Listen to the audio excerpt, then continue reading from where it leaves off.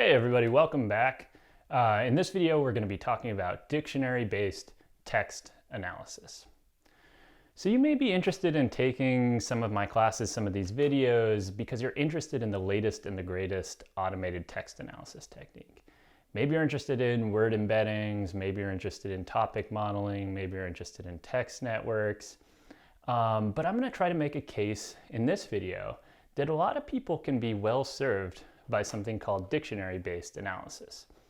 Dictionary-based analysis is essentially sophisticated forms of word counting associated with a known lexicon or group of words that carry some type of meaning. Let's look at an example. First, let's read in some of the tweets from President Trump that we collected in a previous video. So you'd want to check out my video on APIs if you haven't done that already. And you'll see we're reading in the data, and we're using some tidy text, which we learned about in the basic text video, to unnest the tokens. That means create a data set where each row is a unique word within that Trump tweets data frame. Now, if you remember from our basic text analysis class, it's also commonplace to drop stop words like and, the, and but. We're also, in this dplyr code here, dropping some fairly meaningless words associated with Twitter or tweets like RT, which stands for retweet, or HTTPS, t.co, AMP, and so on and so forth. And now we're just trying to count the top words. We've created a new data frame in this chunk of dplyr code here called top words. So let's take a look at it.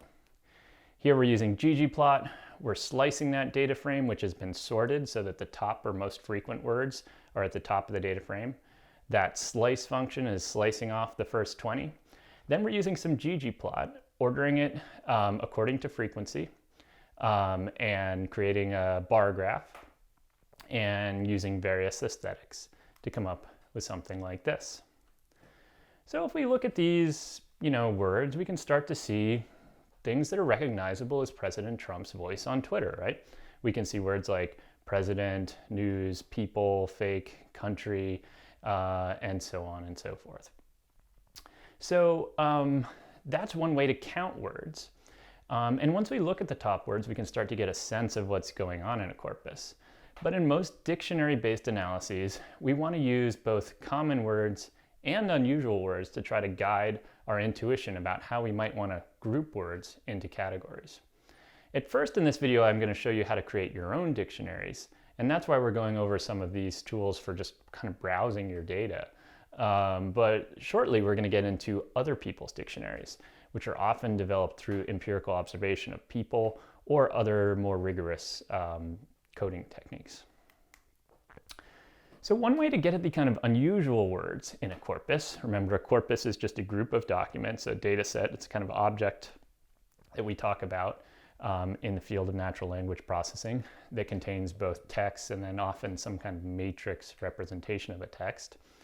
And the term frequency inverse documents frequency is simply the log of the document frequency divided by the number of documents in which a term appears. So here what you're seeing is essentially how unusual that term is within and between documents. Yeah? So this is how you calculate the so-called tf-idf within the corpus of Trump tweets. Once again, we're unnesting tokens using tidy text. Once again, we're removing stop words.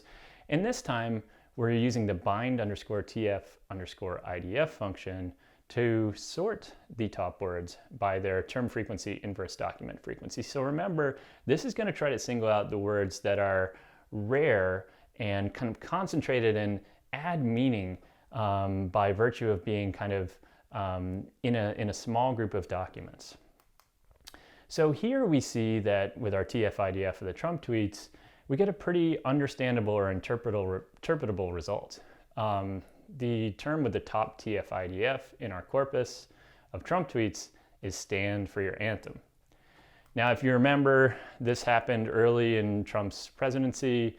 NFL players were kneeling before the national anthem, and there was a large controversy about this.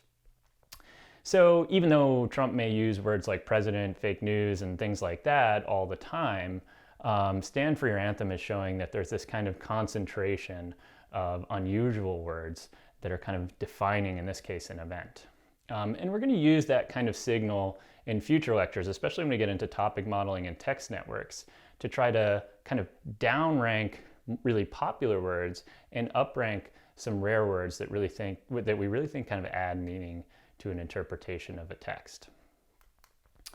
Okay, so that's how you kind of explore your corpus a little bit. So far we've just kind of been building on some skills I introduced in my basic text analysis video. But in this one we're going to talk about creating your own dictionary next. So suppose we had our Trump tweets, and suppose we wanted to search out tweets that were about the economy. Suppose a computational social scientist wants to look at the performativity of Trump tweets. So for example, if Trump talks about the economy, does that have some kind of impact on the stock market? Obviously the causal relationship there is pretty fraught, but as a for instance, let's see it through. The first thing we might do is come up with a list of words associated with the economy or economics. Now probably that list would probably be, I don't know, 50, 100 words more, maybe more, and we'd use some sampling strategy of pulling a random set of tweets and then coding manually whether they're about the economy or not, and then we'd count the frequency of words in those documents that were coded as being about the economy. But for now, suppose we've done all that, and suppose our list is much longer than this kind of short character vector I've got here called economic dictionary. Now all we would need to do to apply this to our corpus and kind of subset or pull out any tweets that are about the economy is to use the string R package, which is an excellent package for string pattern recognition and string replacement and subsetting data sets by patterns in strings. You'll remember grep from a previous video. And here we see when we apply our economic dictionary to that Trump tweets data set, creating a new data frame called economic_tweets. Here we're looking at just the first two rows of that data set. You can see they're very clearly about economics. The first one is about trade with Argentina, and the second one is about trade negotiations with China.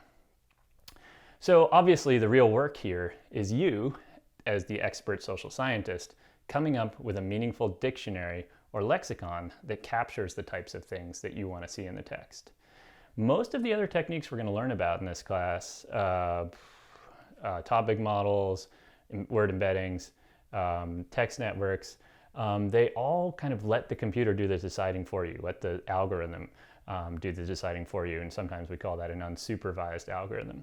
But here, if you really are an expert and if you really have insight, a dictionary method can be perfectly reasonable, provided you can give a good explanation of why your dictionary contains the words that it does.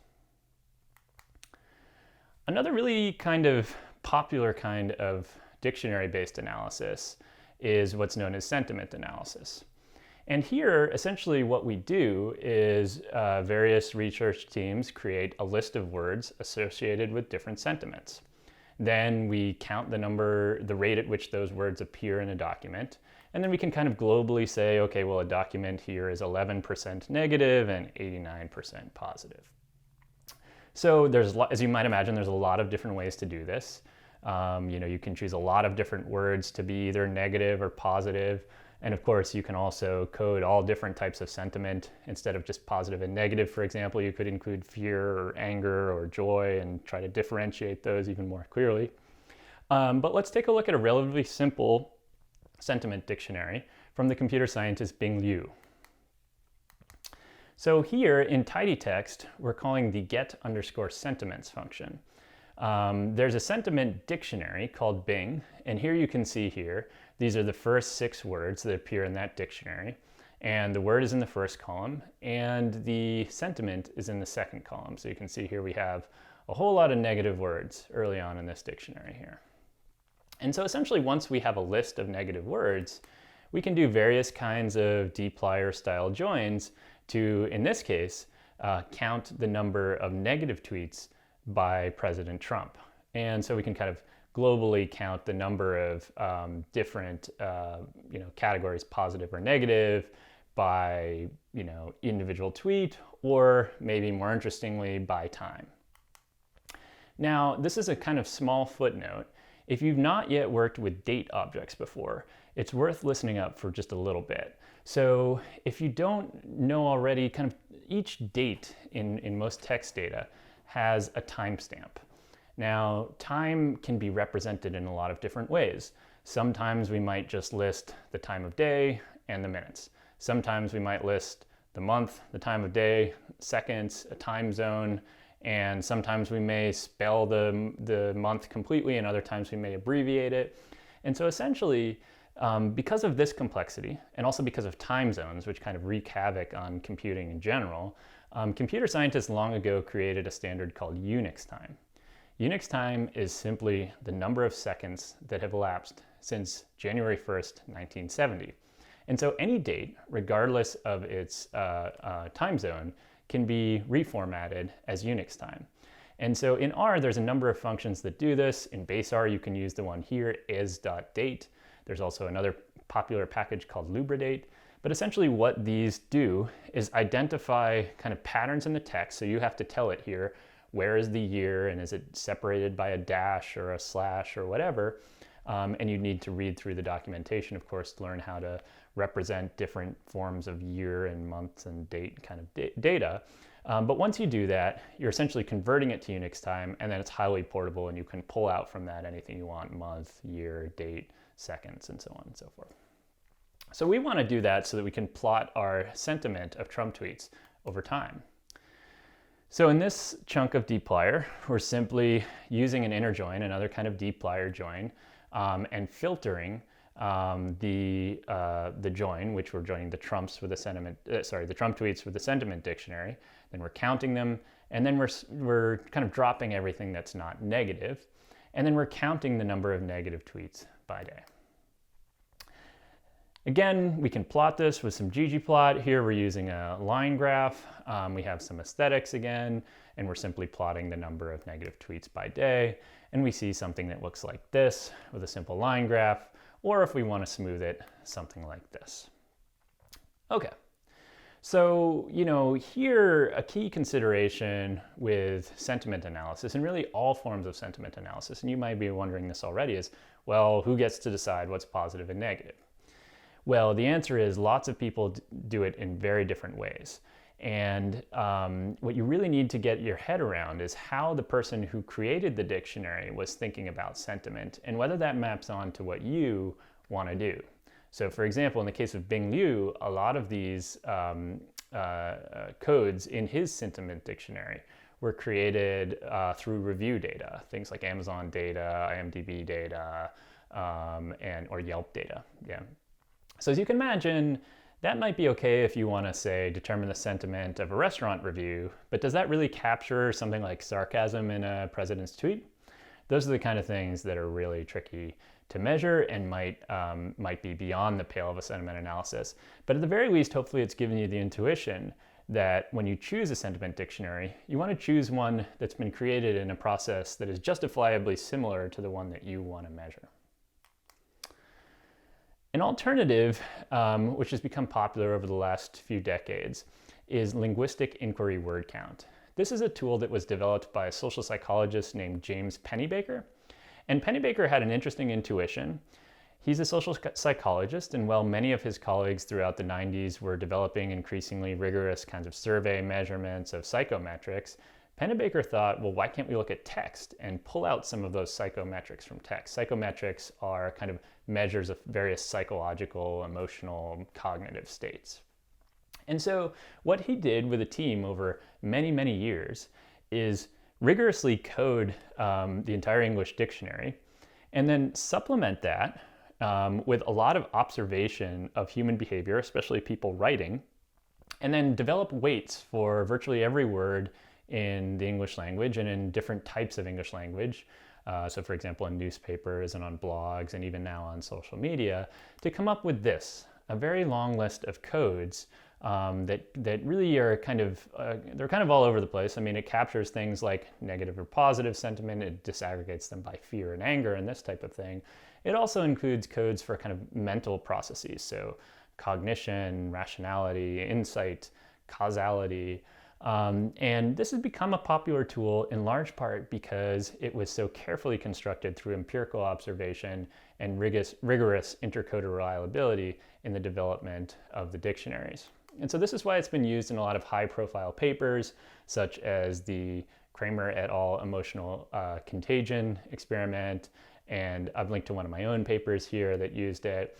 And I'll say in general, it's I think a high quality tool, but like any sentiment dictionary, it's only as good as the observation and development process of the dictionary itself. And so Luke or any other sentiment dictionary will really struggle to capture the subtleties of language.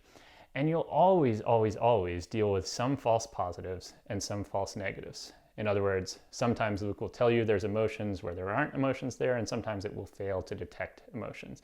And that can be anything because of from the complexities of natural language usage to simply misunderstanding how a word's meaning can be altered by its presence around other words.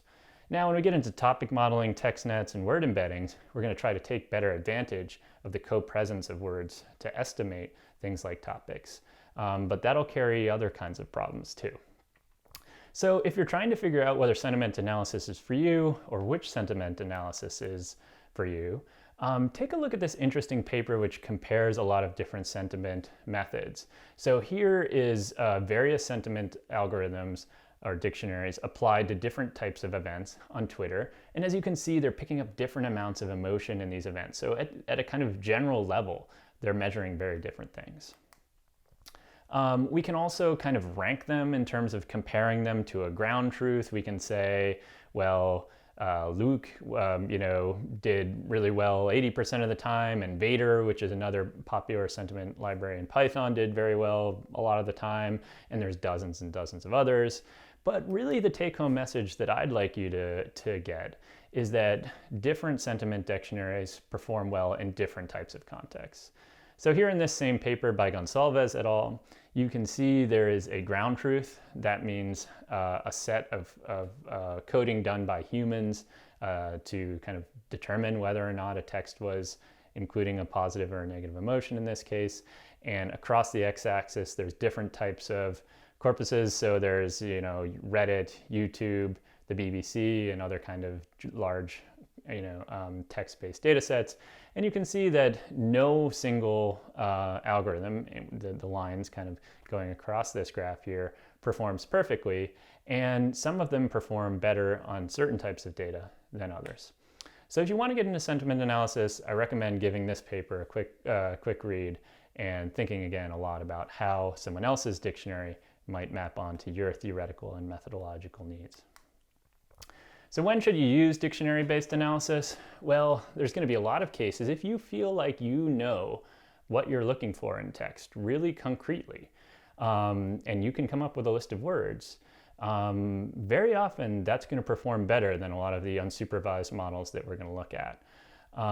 If, on the other hand, you're getting into a text analysis for the first time and it's kind of more of an exploratory endeavor, the unsupervised methods might be useful in helping you get a sense of the lay of the land, what types of themes are in the text more broadly.